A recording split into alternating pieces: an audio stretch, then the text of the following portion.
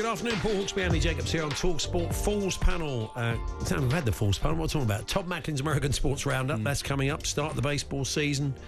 Amazing game of basketball yesterday. Bulls v the Lakers and other matters besides. And the clips of the week still to come. And a look ahead to the championship weekend. Before that, though, we head to Austin.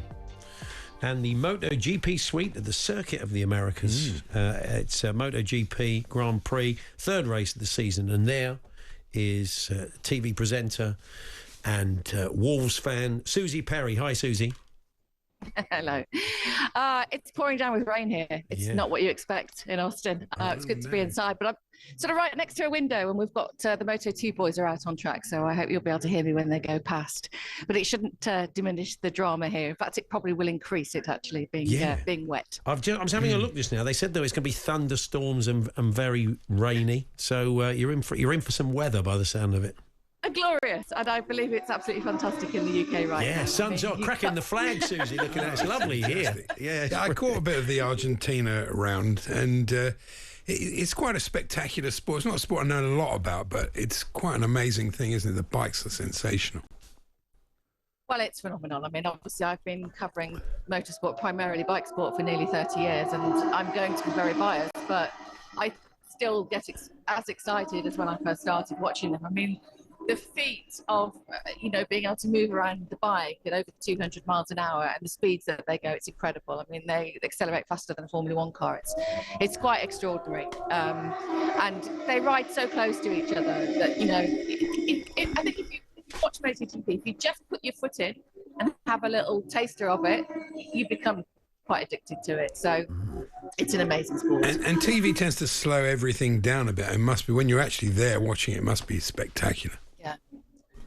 Well, the noise also, it vibrates through your body, so you feel the bikes going by. And you're right, it does slow it down on TV, and it also flattens everything out. So the tracks often, they do look quite flat, but when you walk them or run them and you realise, the elevation changes, it is quite a feat, especially here in the Circuit of the Americas in Texas. Very steep circuit, and it's an amazing circuit for Formula One cars. I don't think it's quite as good, if I'm being completely honest, for bikes. It's quite a wide track, but we have had some, great drama here over the years. But the king of COTA is Marc Marquez, who, of course, is the 8-time world champion, who is embarking on what I would suggest is one of the greatest sporting comebacks of all time. Just for anybody that doesn't know any of this story, he has 8 world championships. He's chasing a 9th to equal the great Valentino Rossi. But over the last few years, he's had the most horrendous injuries. Tried to come back from them, and a couple of years ago he was winning races, but he realized he couldn't win a title with his arm and the lack of strength he had in his shoulder. So he actually went and had his arm basically cut in half and rotated. So they cut the bone, they rotated it. I know, I'm sorry if anybody's eating. They kind of put his arm back together again, and can you imagine the pain and the strength of coming back from this? He also suffers from a condition called diplopia, which is double vision, and at any point of a bad crash that can come back. He could lose his sight if it was a bad crash. So the guy's a machine. It's an incredible mission that he's on. He also left Honda, where he won all his championships, to go to a satellite Ducati bike, which basically means not the best Ducati bike last year. He's in the factory team this year, and it's just been the most amazing story. And he's come out, jumped on the bike and won the first 4 races. Wow. Phenomenal. Pretty, yeah. I mean, talking of jumping on not the best bike or even driving the best car, we should ask you about Liam Lawson, who's someone involved in F1 for so many years as you were. It's not gone down. He's lost the drive to Yuki Tsunoda, and he's been dumped after a couple of races. And it's not gone down well with Max Verstappen, who's been liking all these tweets saying it's bad form, this isn't right. So, a little bit of infighting at Red Bull at the moment.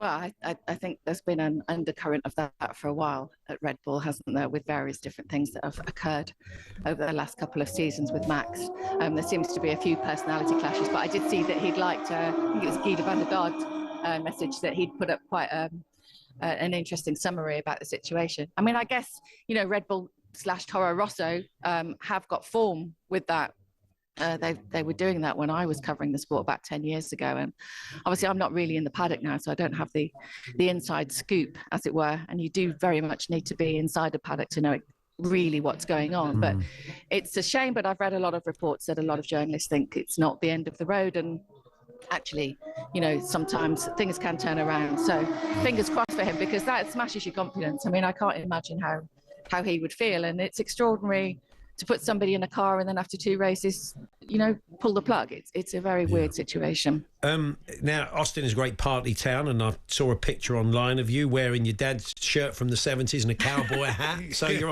obviously having a good time as well. We were filming a little opener yesterday, and down at one of the dance halls in Austin, and it's a Texas two-step here, but we were actually line dancing for what we were doing. Right. Yeah, it's a lot of fun.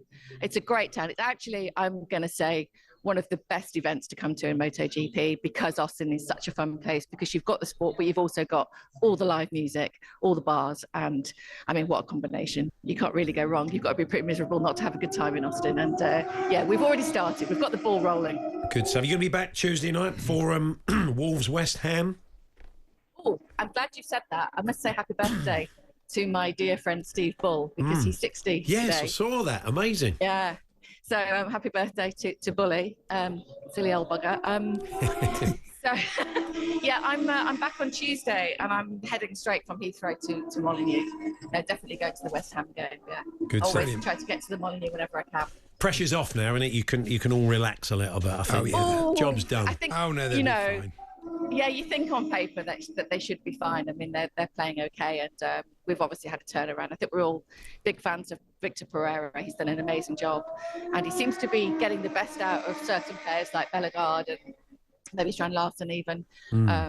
It's quite good if you put them in the positions they're supposed to play in. So that's helpful. But yeah, fingers crossed. It's been a weird time, I think, for Wolves fans, and you know, we're very much the beating heart of the club, I think, the fans, and they're quite vocal, and you know what football's like. It's the injustice that keeps you coming back, isn't it? And there's been plenty of that recently for Wolves fans. So it'd be really great if we can stay up and motor on. I think this summer is massive for us and what we decide to do. And I hope they reinvest. I mean, it's very evident if you don't reinvest when you sell your best players, what happens. We've seen it.